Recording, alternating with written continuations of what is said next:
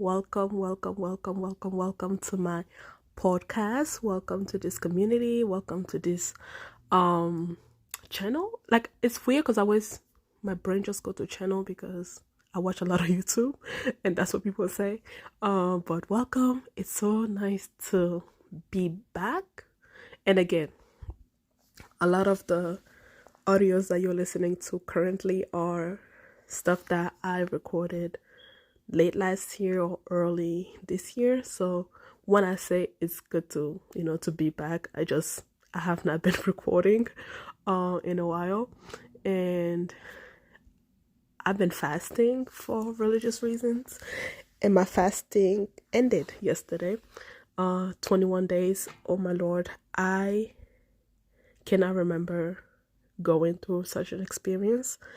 The last time I sincerely fasted was as a kid when we were in Africa, because I just never fasted like this, and it's such a relaxing and humbling experience, especially as a Christian girl and everything. I've learned so much about faith. I've learned so much about prayer. I've learned so much about, like, I think I just, if you've listened to a couple of episodes about Christianity in Congolese culture and why I left the church, you will kind of see why this was a big deal for me. But yeah, like, I have an episode coming up on spirituality, and hopefully you're gonna listen to this podcast after that podcast so that you can, so you can kind of sense what I've been dealing with spiritually. But it has been a humbling experience. It ended yesterday. I feel energized. I feel good. I feel at peace, which is unheard of for me because I'm always stressing. I'm always, overthinking. So it's good to be happy and not really have to worry about things. I miss recording, and I was looking at my notes, because I told you guys I put up titles of topics that I want to talk about, but I don't really write a script.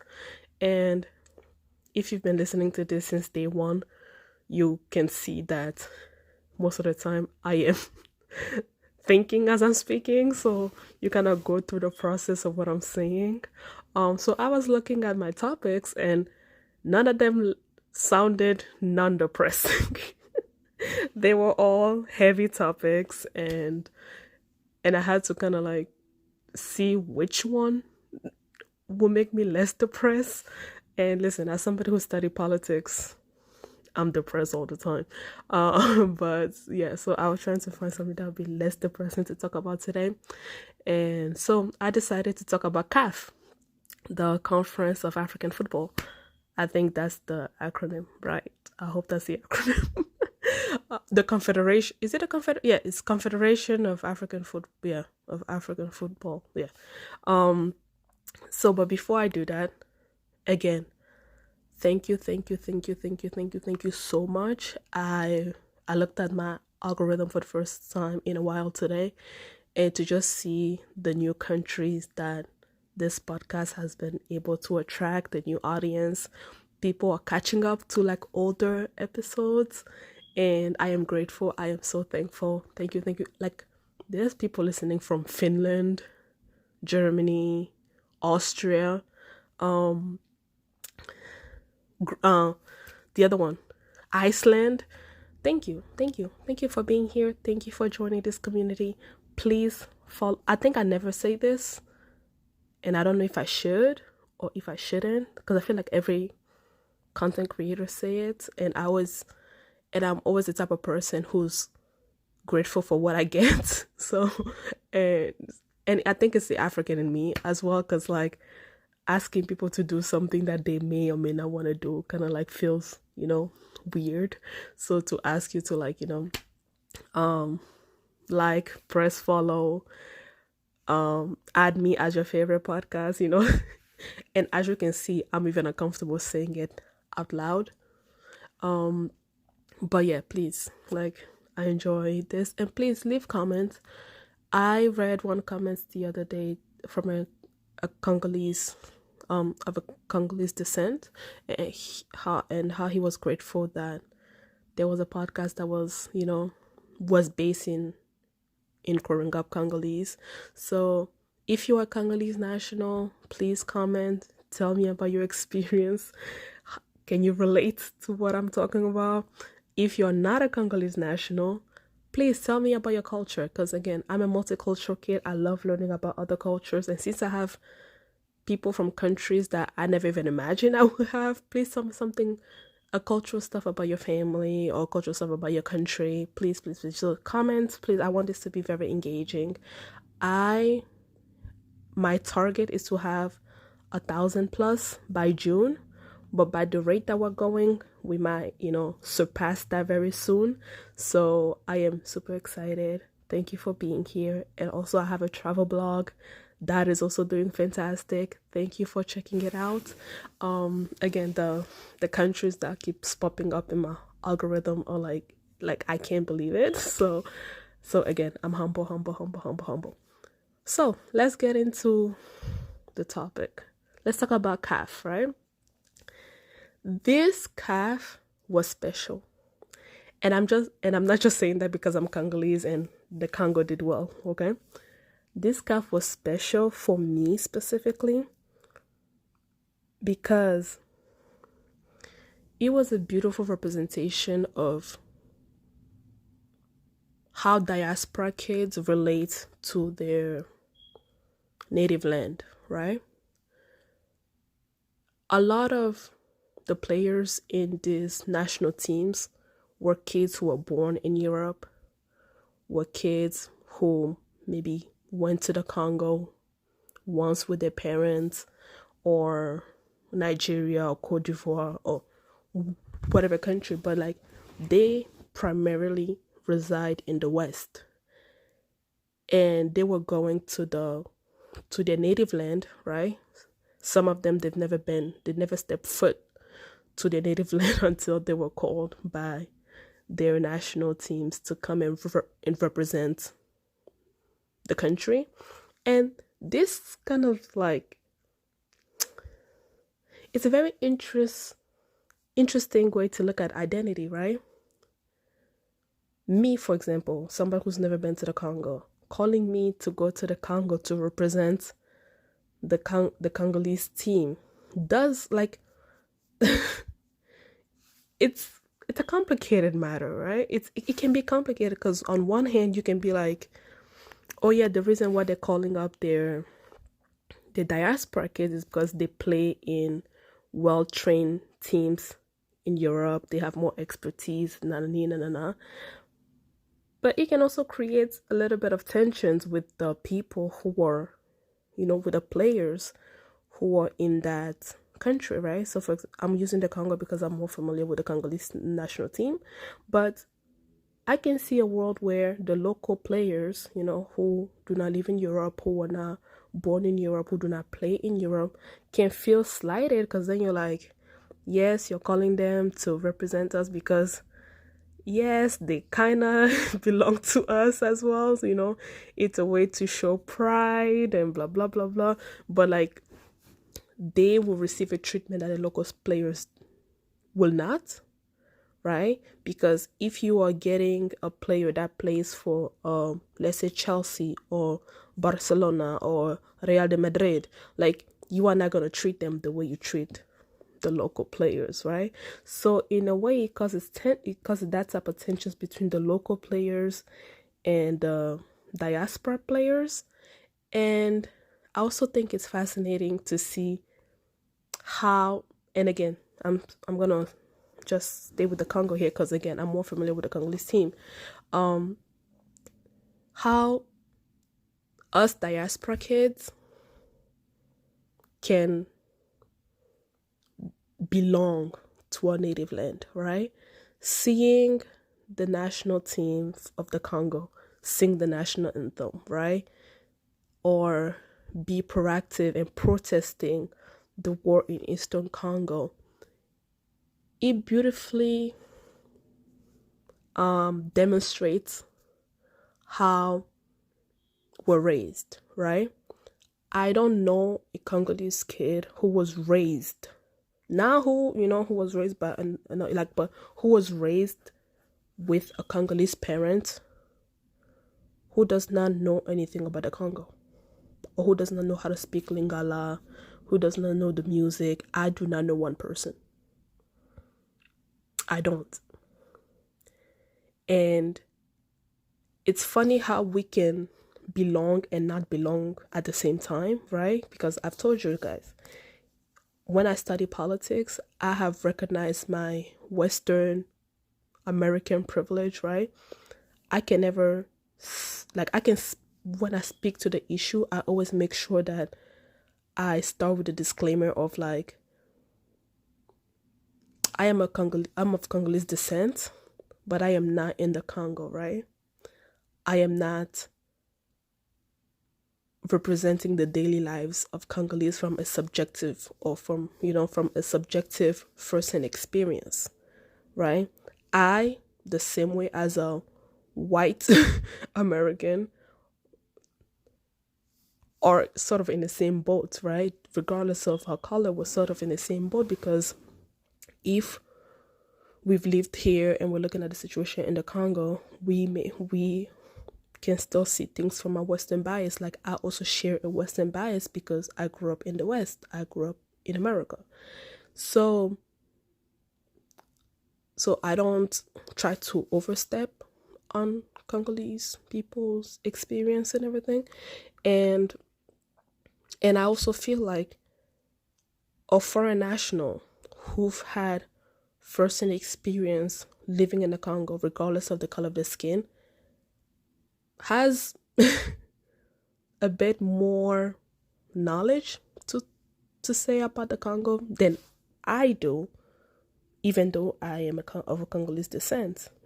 I don't, like, I'm not those type of people who are like, oh, because I'm black, or I can speak on this, or because I do believe in, like, and again, if you listen to my podcast on identity, I've talked about subjective identity and objective identity, right? Although I'm Congolese, some of my perspectives are more objective than subjective, right? I can relate to you an experience that my mother have, or that my Congolese community have told me about, but I cannot say stuff from a subjective perspective because I did not go through that.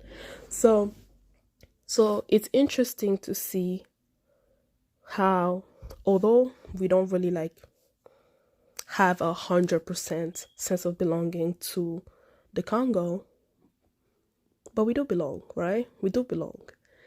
And it was beautifully displayed with the Congolese national team to just see them sing the national anthem. Because, like, I don't, again, when I think about my childhood, even though we live in America, I swear to you, my mom, I think we were still in Africa. Looking at this player, looking at the interaction, looking just how well-versed they are in Congolese culture, was like, yep, that's what it looks like growing up Congolese. Because we don't have, okay, we do, but we don't have tangible things that represent our culture, right? Our cultures are passed down to us from folk tales, right? From history that are taught to us by our parents. For those who are lucky, their grandparents, their great-grandparents. So a lot of us learn about our cultures from our parents, right? We do not have first-hand knowledge to it.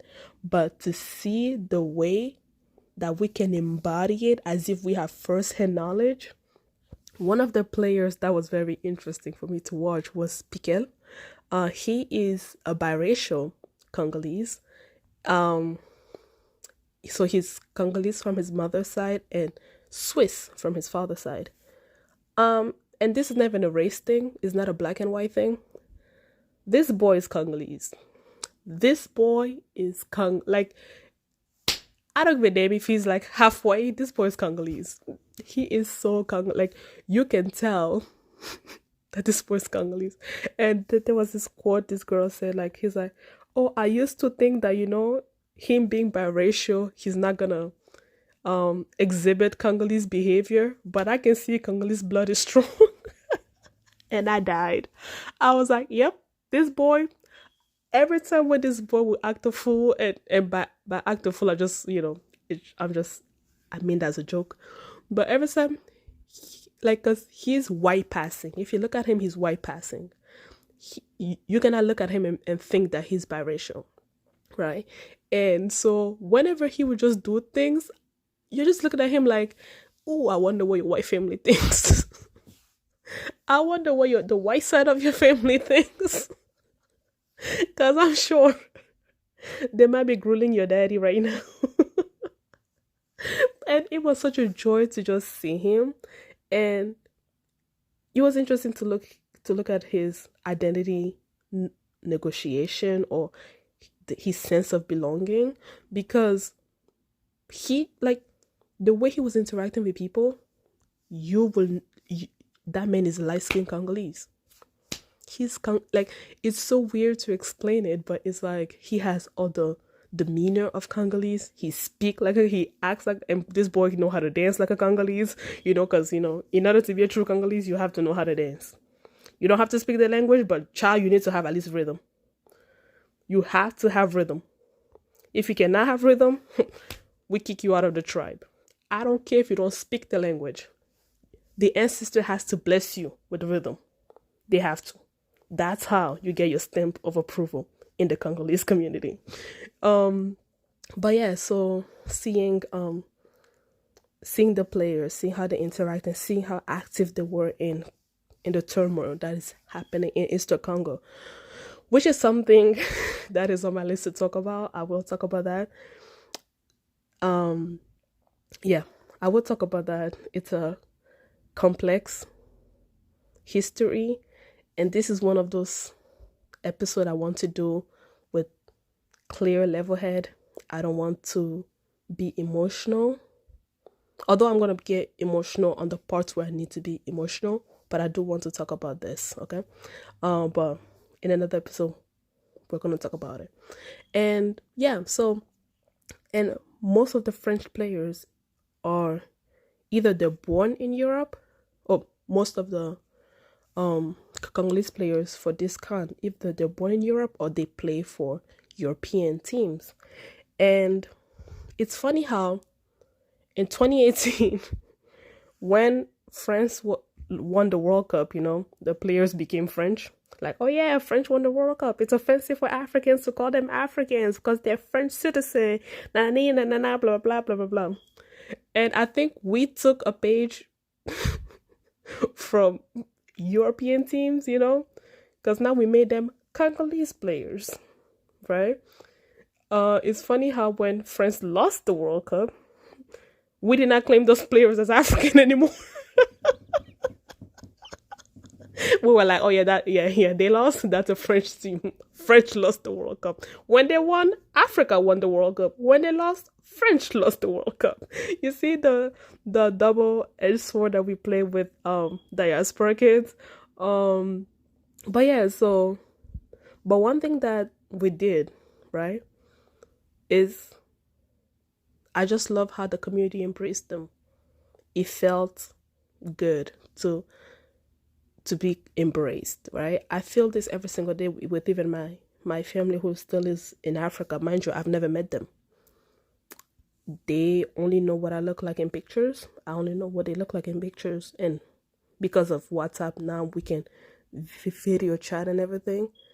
Although they see me as an American, primarily, they also see me as a child of Congo, right?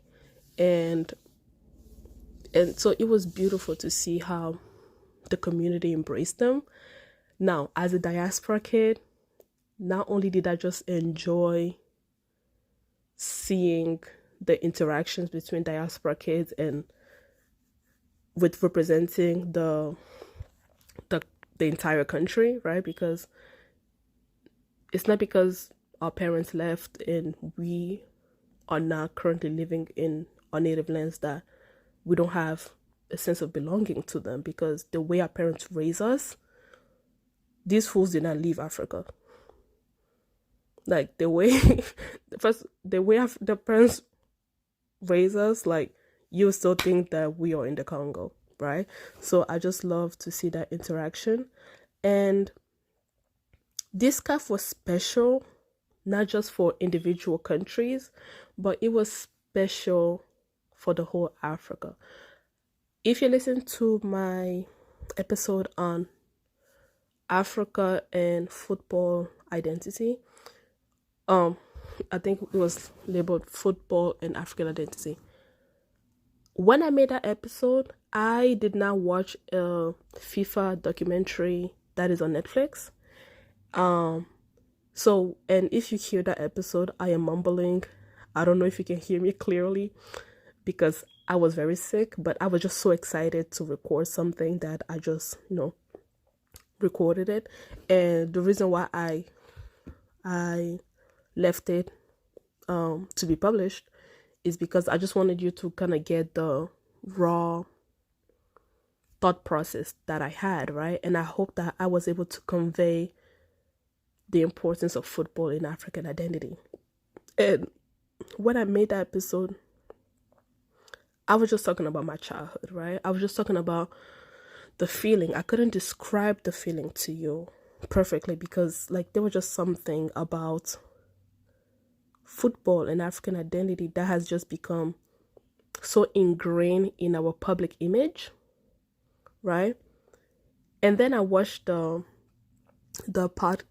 documentary on Netflix, and then there was this part of the documentary where they talked about Splatter, the guy who used to be the president of FIFA, how he used football as a development tool in Africa, Latin America, and so on. And when the guy talked about that aspect, I was like, this is what I was talking about. This is what I was trying to convey, right? The reason football feels like our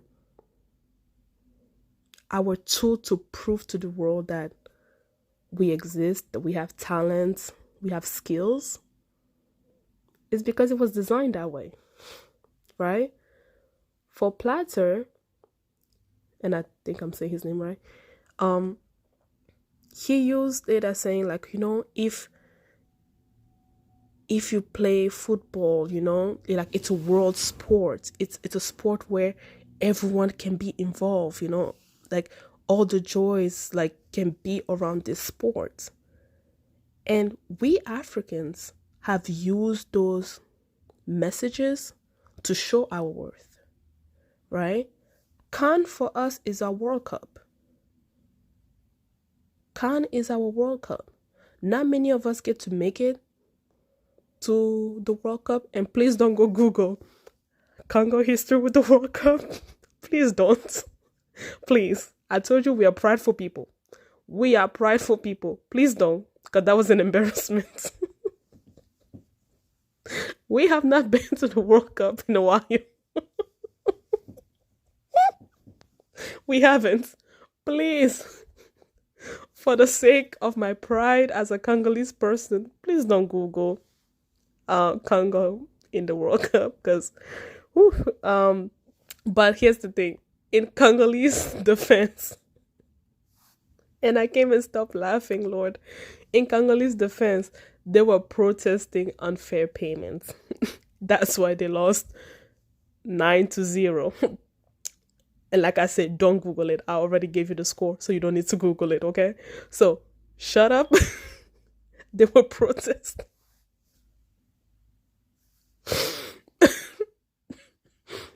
They were protesting. So, shut up. So, don't Google. Please don't Google it. And you know how I say comment? Make sure this is not the episode where you comment on. Please. Protect my pride as a Congolese person, okay? Yeah, so not a lot of us go to the World Cup, So for us, it's the time for us to show our pride. is to show the world our skills, is to show the world our talent, is to show the world that we too can entertain them. Like we too have skills that like we too can bring joy inside the household. Like watching a Congolese football match is constantly asking for a heart attack. Oh, I swear to God.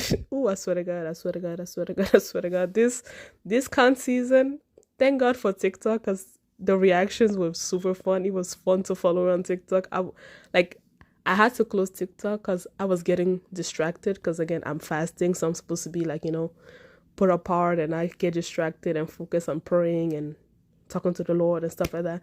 But the TikTok reactions were great. This con was like no other. This was fun, right? And to just see how not just Africans, but to just see how it was publicized in Europe, how they talked about it here in the United States and everything. Even my non-African friends were just like, did you see Khan? Your country's playing, they will call it my country's playing, and I'm like, yeah, my country's playing, right? And so it was just a beautiful love letter to Africa, because it was for us. We were not being used as a pawn to make your European team richer, we were not used as, because it was just the best that our players use to make European teams rich, European white men rich. We use that to show that on the continent of Africa we have talent.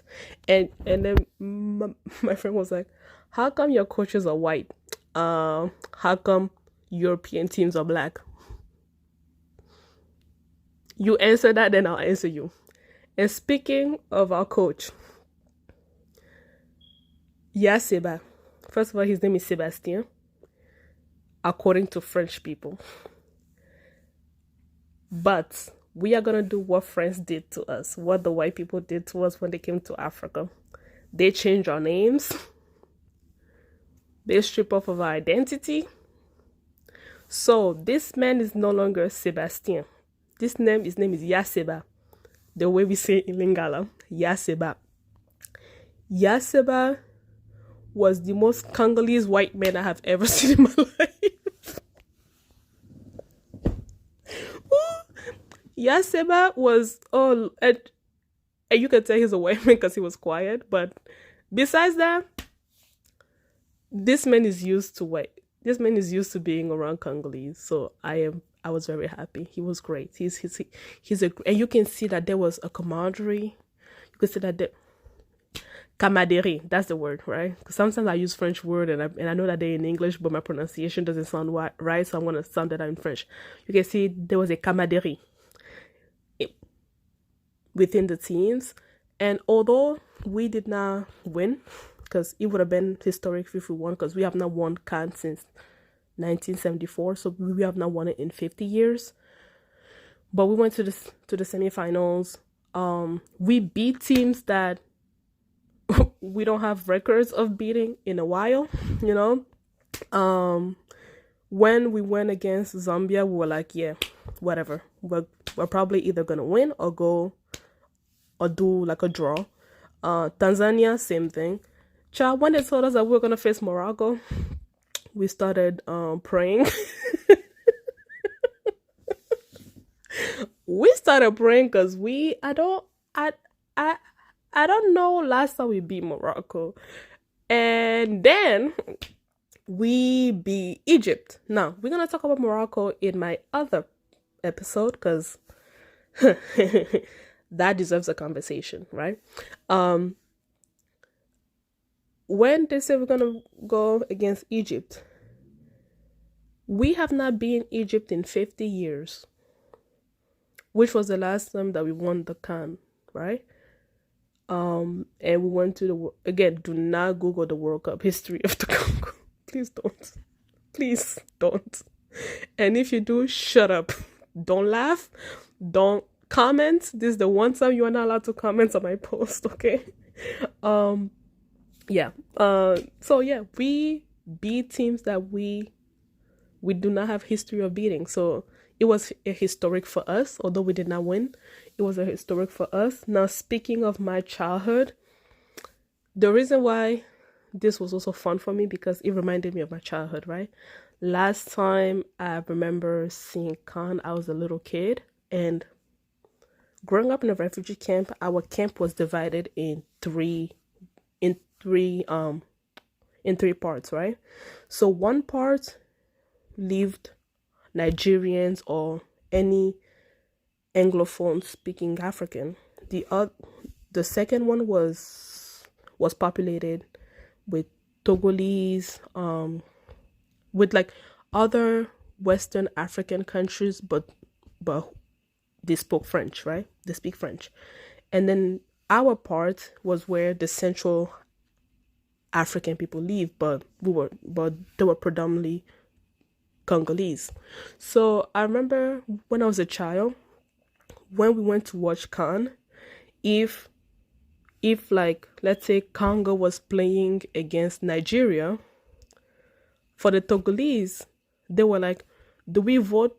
Do we go with Nigeria because they're both West Africans, although one speak English and the other one speak French, or do we go with our francophone comrade, right, which is the Congo?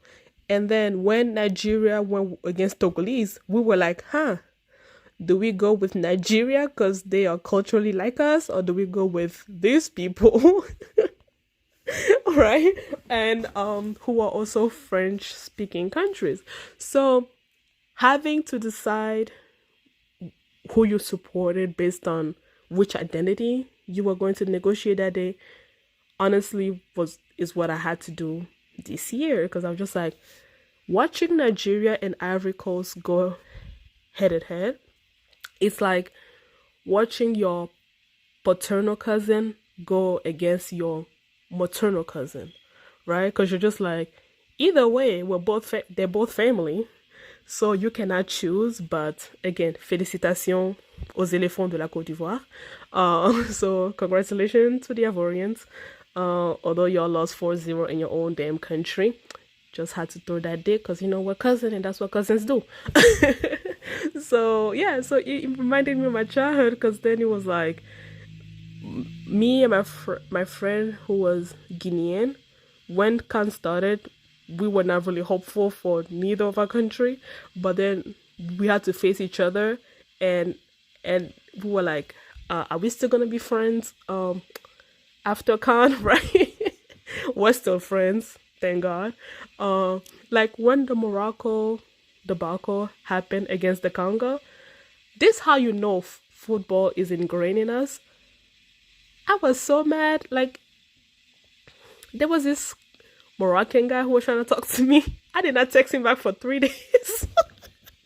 I was like, you know what, you Moroccan, so I don't want to speak to you.